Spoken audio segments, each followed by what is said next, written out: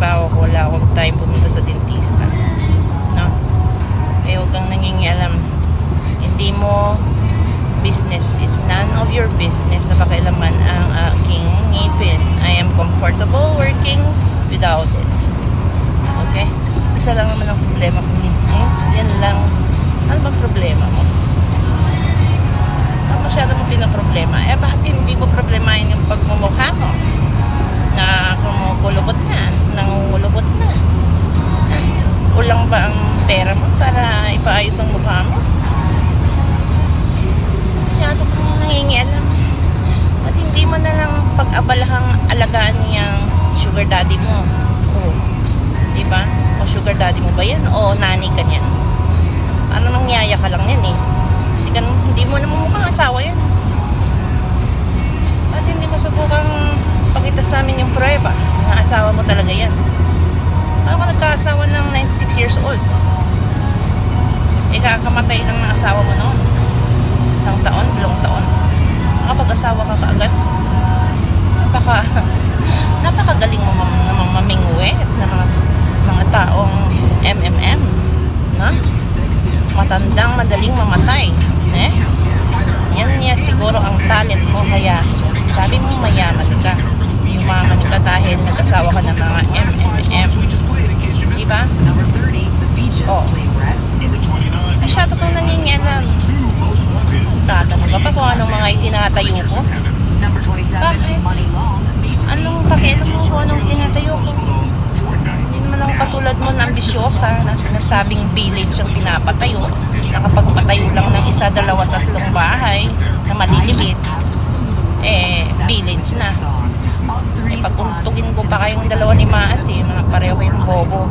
Natawag niyong village yung 1, 2, 3 bahay. Village na yon.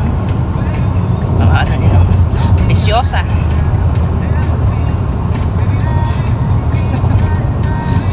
Masyado kang nangingialam. Ayan, ano, feeling mo ngayon. Sabihin mo sa akin mukha akong anghel, pero napaka-demonita kung magsalita doon sa post ni JC. Dahil pinapalayas kita doon. Pabida ka kasi palagi. Gusto mo exposure lagi, no? Mag-vlog ka na rin. Sumikat ka. Huwag nang gagamit ng mga vlogger na ganyan. O, tingnan mo, naggagamitan lang kayong 2 ni Butete. Sige, wala namang pakialam kung gusto mong ibulsa na Butete yung mga pera mo. At pinapakain at pinapalaman mo si JC. Babe, drive slow. You're not in a hurry. Okay? We're going home. What's going on? I'm going home, okay? I'm not going back to the hospital. Why are you talking to yourself? I'm talking to myself because I'm talking to this woman. This woman is telling me that I don't have a teeth. And it's her problem. I don't know why she has a problem with my teeth.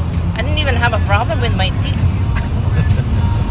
She said she's gonna buy me a denture. Huh? Well, then come to Canada and bring me to the dentist. She has a problem with my teeth. She said that she will be the one to buy a denture for me. Telling me that this person is not didn't allow me to borrow his teeth or his denture. Stupid woman. Tintin. Tigilan mo na yung kalokohan mo, ha? Nahuhumaling ka na ng husto sa kawalang hiyaan mo at pakialamerahan mo. Eh, wag ako ang pakialaman mo.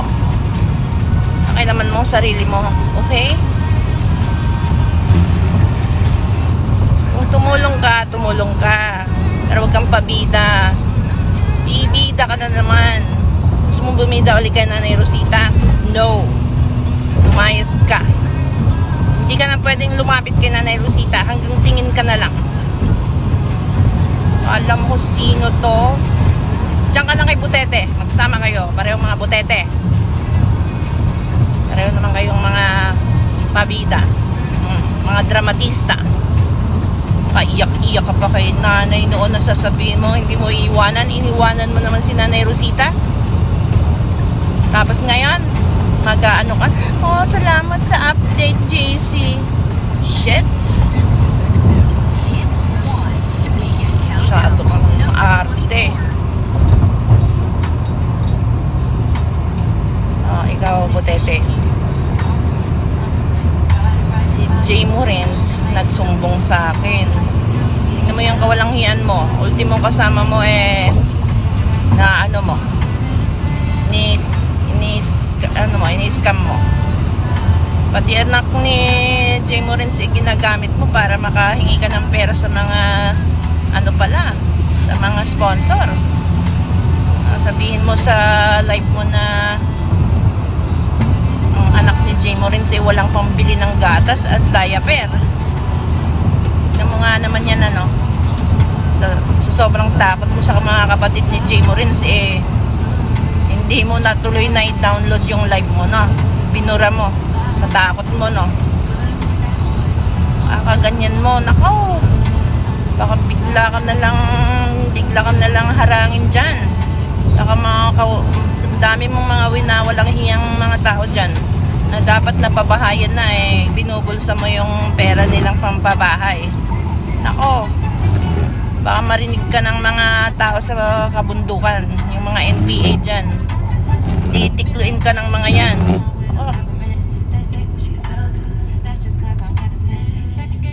Gagawin ka nilang ano,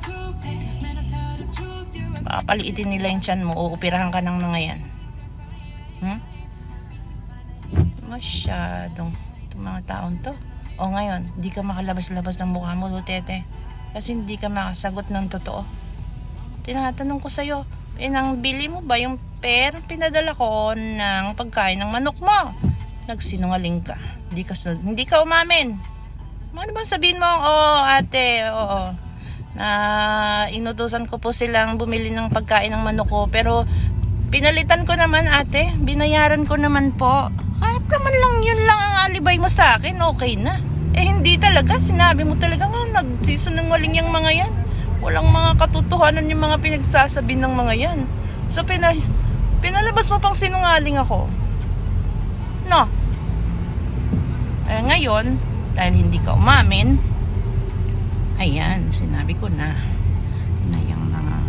yung bagay na yan, nasabi ko, narinig ko talaga yan habang tumatawag ako kay JC. Alam mo naman yung oras ko dito, kabaliktaran sa oras nyo dyan. So nung tumatawag ako kay JC, nagkataon nandiyan dyan yung mga alipores mo. At ikaw yung laman ng topic nila. Paano yun? Narinig ko na pinag-uusapan nila na inuutang mo yung pera ng pobreng gingging at hindi mo naman binabayaran. Kawawa naman yung bata. Kaya siguro huminto na si Bisdak ng Amerikang, wala na si Bisdak Amerika, hindi ko na naririnig, hindi mo na nababanggit.